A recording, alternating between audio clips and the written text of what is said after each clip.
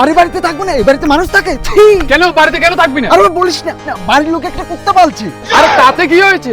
আরে ভাই বলিস না, কুকুরটা যাতে না চুরি হয়ে যায় এই জন্য বাড়িতে একটা সিকিউরিটি গার্ড রেখে দিয়েছে। হ্যাঁ?